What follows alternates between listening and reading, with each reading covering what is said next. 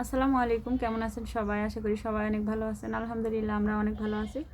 তো এখন বিকেলবেলা আসরের আজান দিয়েছে, নামাজ পড়ে কাটা বাছা করতে বসছি, তরকারি কাটাকুটা করব। তো আজকে রান্না করব কি আপনাদের সাথে শেয়ার করব। তো আজকে রান্না করব এই যে পুঁই শাক, একদম তাজা তাজা পুঁই শাক বাজার থেকে নিয়ে আসছিলাম কিনে। তো এই পুঁই শাক হচ্ছে রান্না করব, পটল আছে সঙ্গে, এই যে পটল। তো পটল দিয়ে পুঁই শাক দিয়ে রান্না করব তরকারি। তো আজকে রেসিপিটা পুরোটাই আপনারা দেখতে থাকুন, আশা করি আপনাদের অনেক ভালো লাগবে। তো আমি তরকারিগুলো আগে কাটে নিই। তরকারি পাতি নিয়ে সব বসে গেছে। এখানে কয়েকটা পটল নিছি, পুঁই শাক, তো পটল পুঁই শাক আলু কাটা নিব। আর এখানে এই যে 2টা রসুন আর একটু আদা নিছি, একটু পেঁয়াজও বানাবো, তো মশলা বাটার জন্য এগুলো কাটে নিব। তো তরকারিগুলো আমি আগে কাটে নিই। যে তরকারি কুটা আমার শেষ, তরকারি কাটা বাছা শেষ হয়ে গেছে। এখানে পটল আলু আর পুঁই শাক আছে ভিতরে। তো এই তরকারিগুলো ধুয়ে নিব, সব কিছু রেডি করে নিয়ে নিছি। এই তো তরকারি ধুয়ে নিয়ে আসছি, পুঁই শাক ধোয়া শেষ। আর এখানে মাছ নিয়ে নিছি, পাঙ্গাসের মাছ, 3 পিস মাছ নিছি। এই যে পাঙ্গাসের মাছ, এই তো। তো পাঙ্গাসের মাছ দিয়ে আজকে পুঁই শাক রান্না করব। মাছগুলো লবণ হলুদ আর মরিচ দিয়ে মাখায় নিই, তারপরে ভাজা নিব।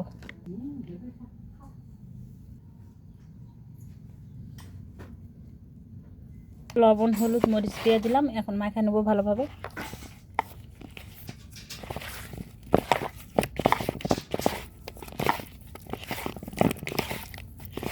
আমাদের বাড়িতে শুধু পাঙ্গাসের মাছ পছন্দ করে আমার বড় ছেলে মাহমুদুল, তাছাড়া কিন্তু আমরা অত ভালোভাবে খাই না। আমরা কেউই সেভাবে পছন্দ করি না। আর ও সবচাইতে বেশি ভালোবাসে পাঙ্গাসের মাছটাই, কারণ কাঁটা নেই সেই জন্য। তো মাছ মাখা হয়ে গেল, এবার আমি ভাজা নেব। তো মাছগুলো সুন্দর করে একদম লাল লাল করে ভাজা নিচ্ছি, এখন উঠিয়ে নেব। এই যে একদম লাল করে ভাজা নেওয়া হয়ে গেছে।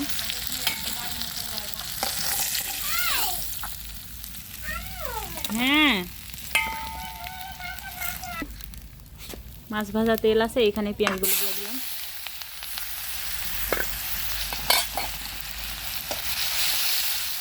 মাছগুলো একদম লাল লাল হয়ে গেছে, এখন দিয়ে দেবো তরকারি সবজি। এই যে ধুয়ে নিয়ে এসে রাখছি সুন্দর করে, এখন দিয়ে দেবো। কি না ফেলে দিব না বাবা, পুঁই শাক রান্না করব। তুমি কি খেতে চাও? এগুলো আলু। বিসমিল্লাহ।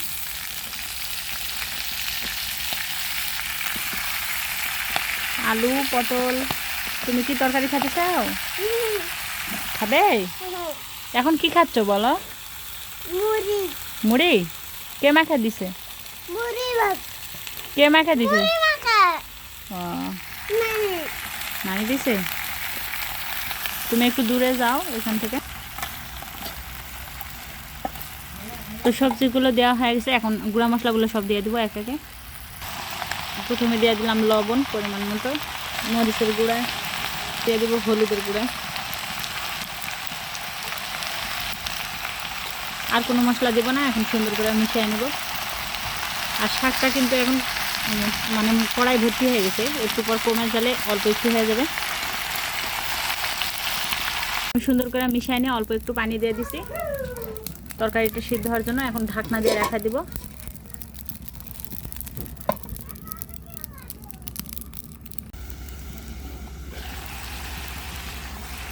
তরকারিটা এখন সুন্দর করে আমি কষায় নেব। এই হালকা একটু রস আছে, এখন কষাবো একদম সুন্দর করে। দেখুন শাকটা একদম হারাই গেছে, মানে কোমা কতটুকু হয়ে গেছে। পুঁই শাক, শাকের তরকারি এমনই দিতে, মানে প্রথমে দিলে কোড়া ভর্তি হয়ে যায়, পরে আবার দেখা যায় যে একদম কমে যায়। তরকারিটা সুন্দর করে কষানো হয়ে গেছে, একদম ভালোভাবে তরকারিটা কষানো নিচ্ছি। এই যে এখন আমি তরকারিতে পানি দিয়ে দেবো।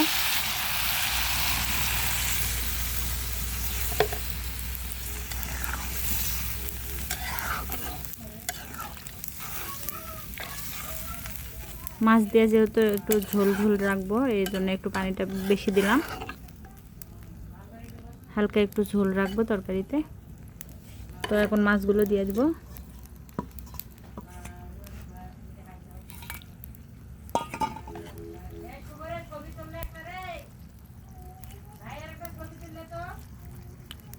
এবার ঢাকনা দিয়ে সুন্দর করে একটা বলক উঠে নেব তরকারিতে।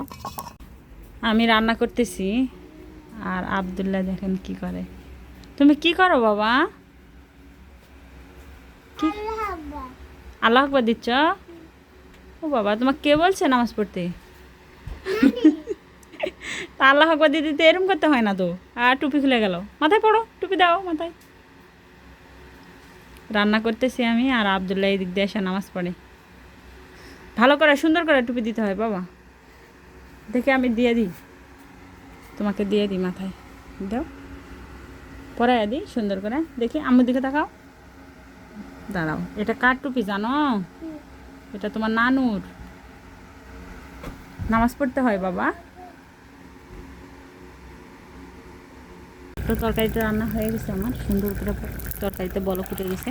এই যে এখন নামায় নেব।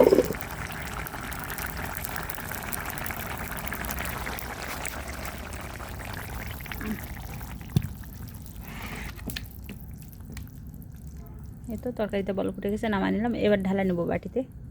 তো শেষ, বাটিতে ঢালা নিয়ে চলে আসলাম। এই তো এই যে পাঙ্গাসের মাছ দিয়ে পুঁই শাক, আলু আর পটল ঝোল রান্না করছি। আর এইখানে রান্না হয়েছে টমেটো, বেগুন, আলু দিয়ে ঘাঁটি, আলু বেগুনের ঘাঁটি রান্না হয়েছে টমেটো বেশি করে দিয়ে, একটু টকটক করে। তো তরকারি রান্নাটা আমার কেমন হয়েছে সবাই কমেন্ট করে অবশ্যই জানাবেন। আর কার কার পছন্দ পাঙ্গাসের মাছ কমেন্টে জানাবেন। তো আজকের ভিডিওটি কেমন হয়েছে সবাই অবশ্যই কমেন্ট করে জানাবেন। ভিডিওটা ভালো লাগলে আমার চ্যানেলটি সাবস্ক্রাইব করে দিবেন, লাইক, কমেন্ট এবং শেয়ার করবেন। সবাই ভালো থাকবেন, সুস্থ থাকবেন। আল্লাহ হাফেজ সবাইকে।